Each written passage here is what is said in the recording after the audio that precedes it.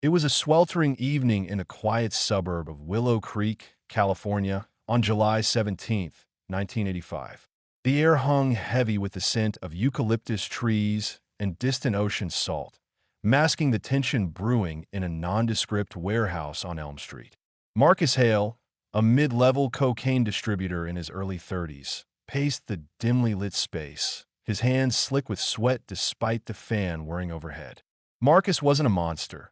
He was a former mechanic who'd fallen into the drug trade after losing his job at a local auto shop during the recession. He had a wife, Sarah, and young son, but the allure of quick money had twisted his life into something unrecognizable. "Listen up," Marcus said, his voice low and steady as he addressed his small crew. For men he'd trusted with his life. There was Tommy Ruiz, the hot-headed driver with a gambling debt. Eddie Klein, the quiet safecracker who'd learned his trade in prison. And the brothers, Vince and Leo Carter, muscle from the streets who handled the rough stuff. This isn't just about the cash. It's about sending a message to those bastards downtown. They think they can muscle us out? Tonight, we take what's ours. The target was a rival gang's stash house, hidden behind a legitimate import-export business on Harbor Boulevard. Intelligence from a tipster claimed it held over $15 million in laundered cash from cocaine sales, enough to set Marcus and his team up for life, or bury them if it went wrong. What they didn't know was that the LAPD's narcotics unit had been watching the rivals for months, and whispers of the heist had already reached Detective Harlan Brooks, a grizzled veteran with 20 years on the force. Harlan, in his late 40s, sat in an unmarked van 2 blocks away, nursing a lukewarm coffee. "Something's off tonight," he muttered to his partner, a rookie named Rita Santos. "Air feels charged." The crew moved like shadows under the cover of night. Tommy parked their van in an alley, engine idling softly.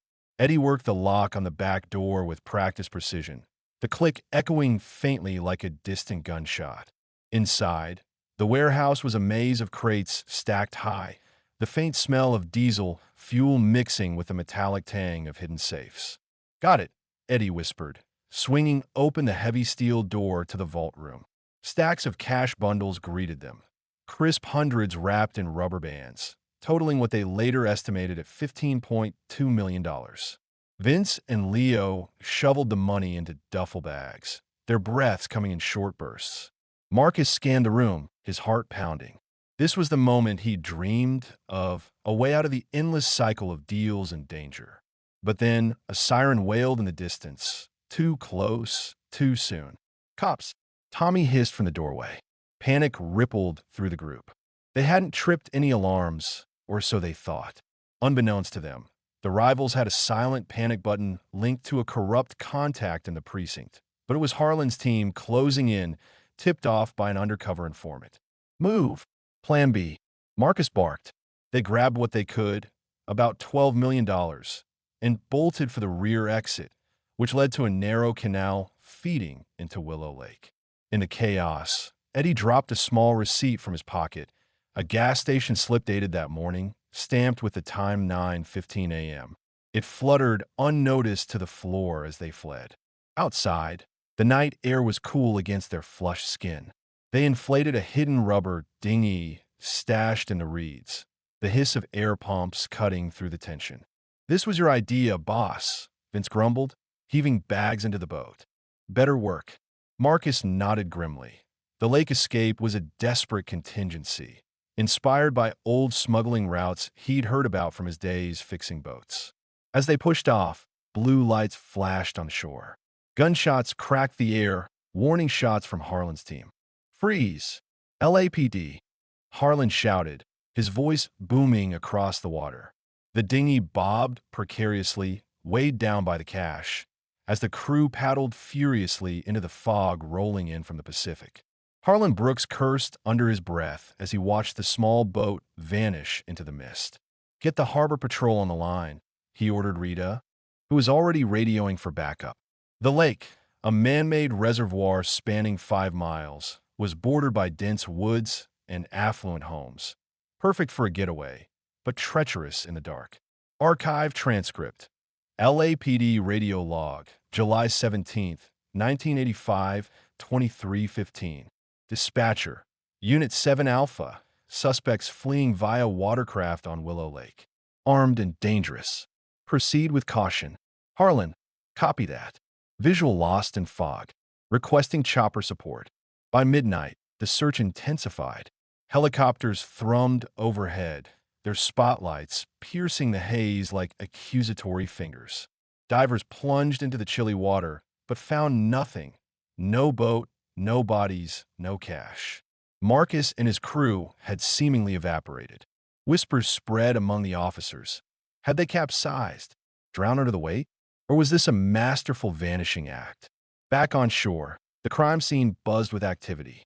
Forensics teams dusted for prints, cataloging the ransacked vault. Harlan knelt by the dropped receipt, bagging it as evidence. Sunrise gas, 9:15 a.m., he read aloud. Might trace a vehicle, but in the heat of the moment, it seemed insignificant, a mundane slip amid the chaos.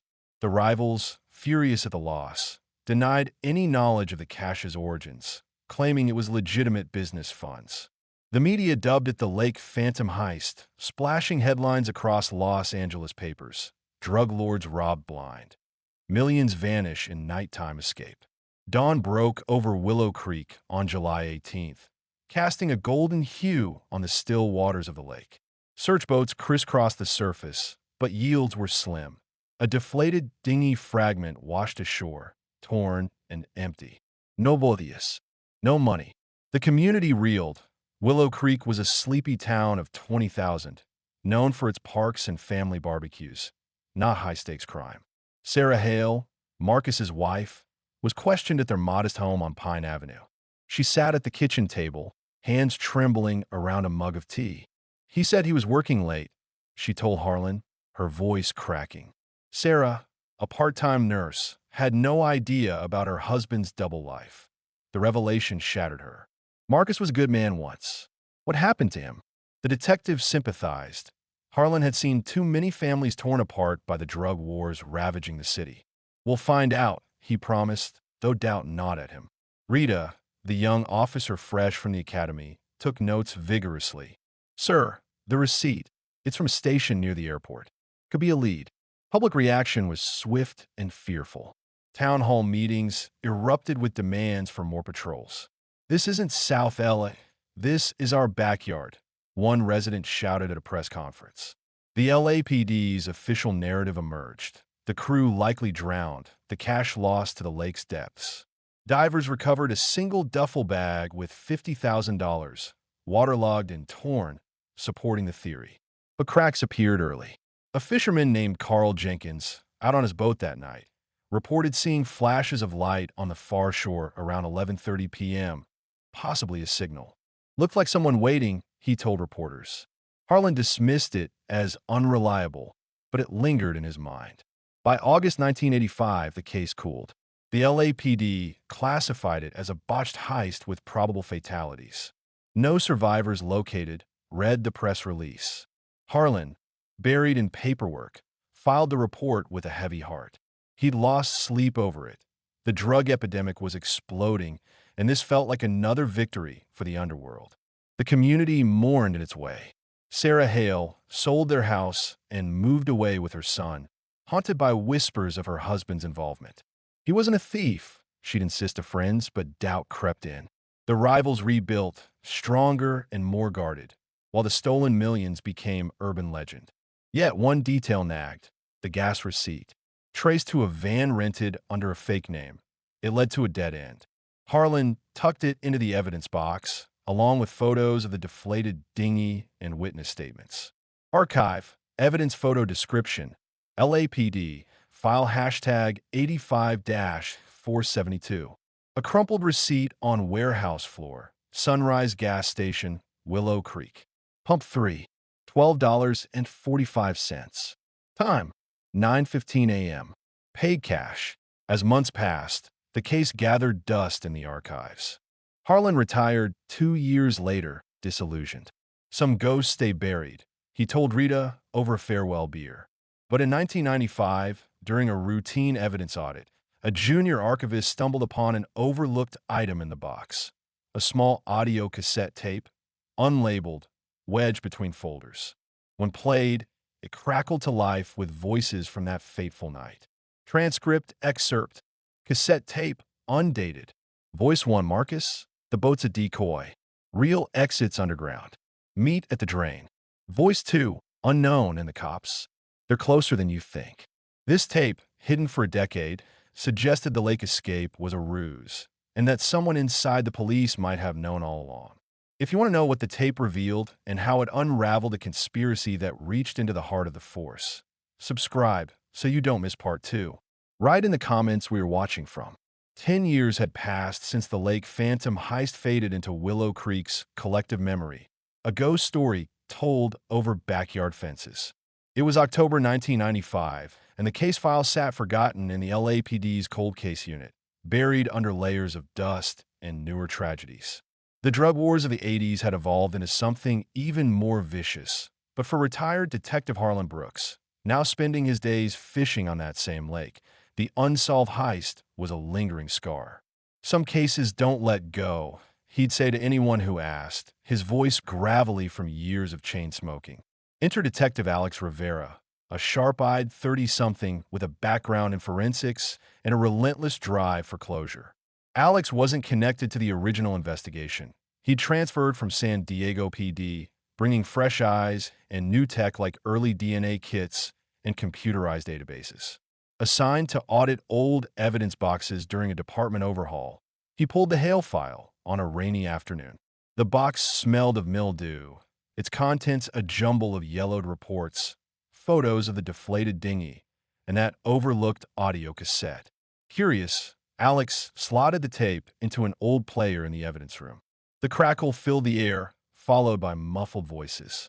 The boat's a decoy. Real exits underground. Meet at the drain. Then, laughter and static. Alex froze, replaying it. This wasn't just a recording. It was a blueprint for deception. Who had planted it? And why had it gone unnoticed? Archive transcript. Evidence tape analysis. October 15th, 1995. Voice 1, identified as Marcus Hale via vocal print match, cops are blind. They'll chase the water while we slip below. Voice 2, unknown male, you sure about the insider? He better hold up his end. The tape changed everything. Alex cross-referenced it with the original scene maps.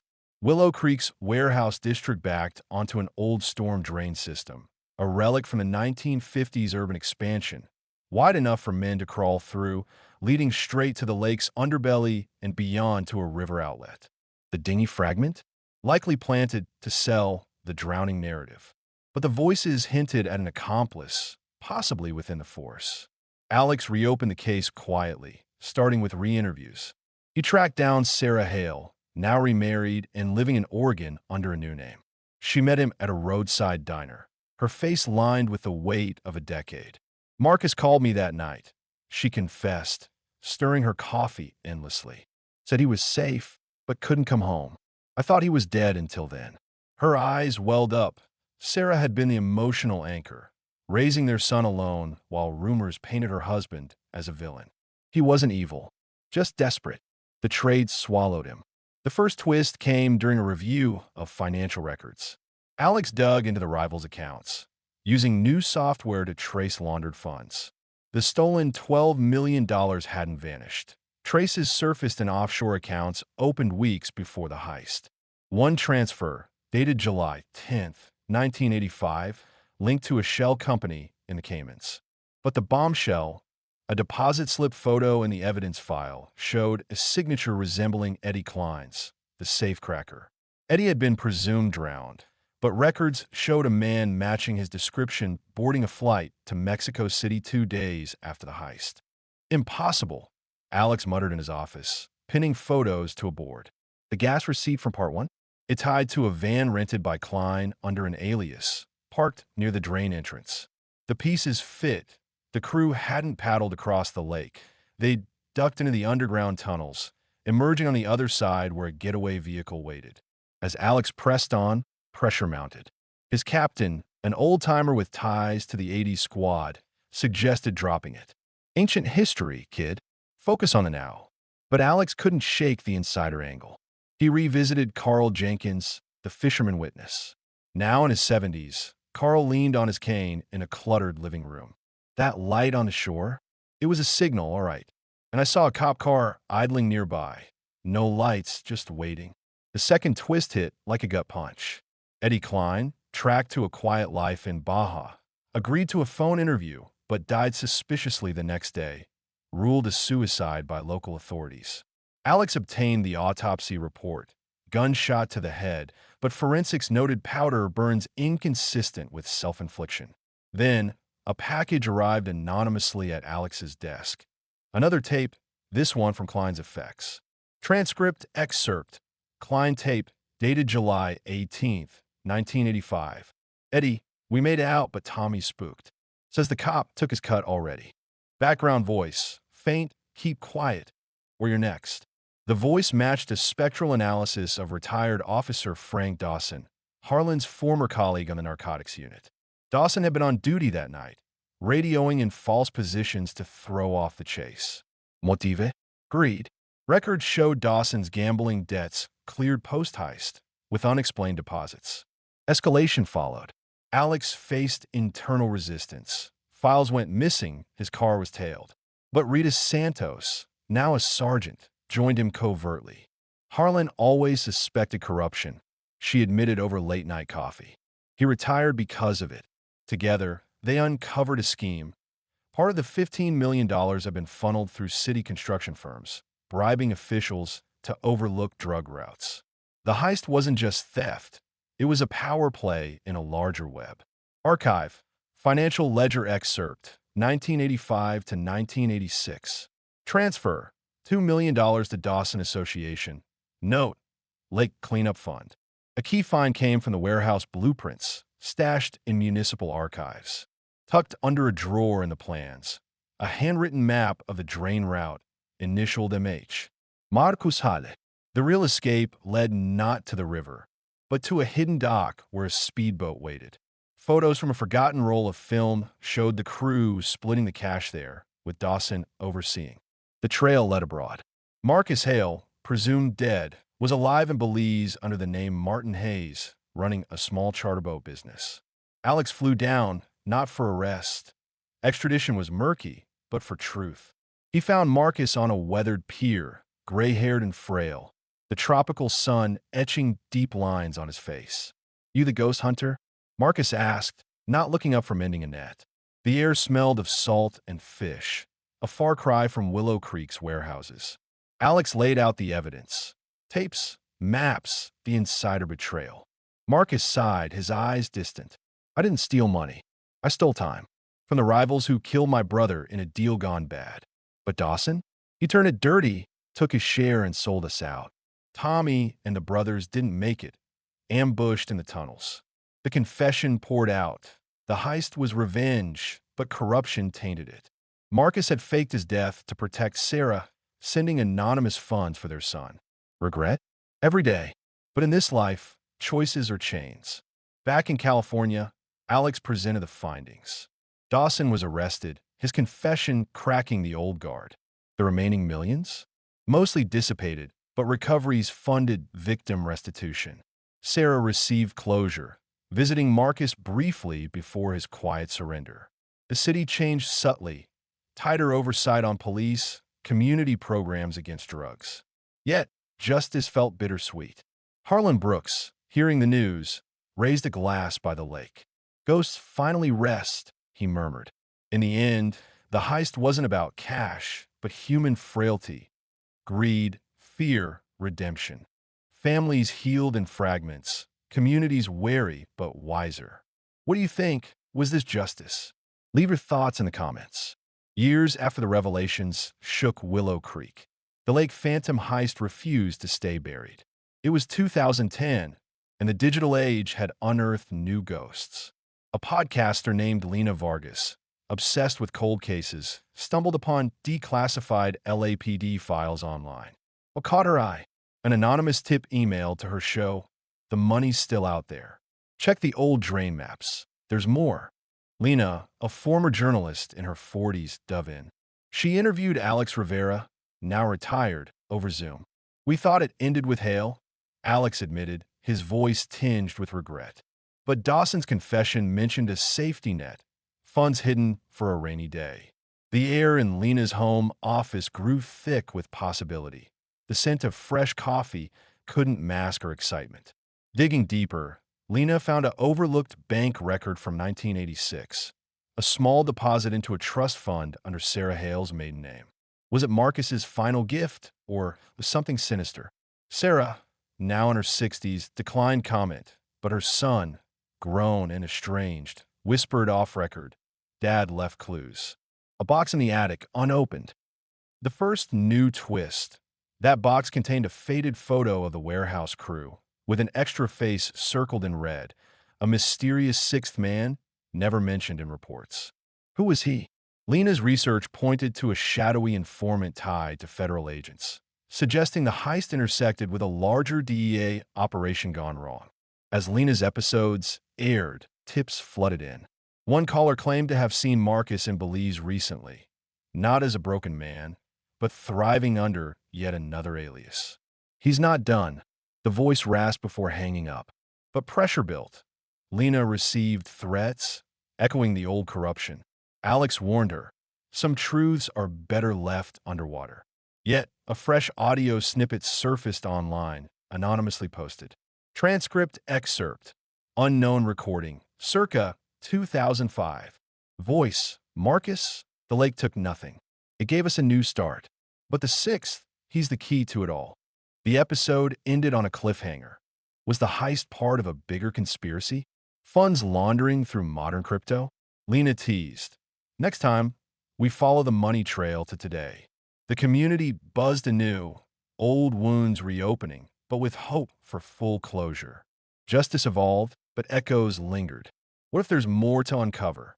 Share your theories in the comments.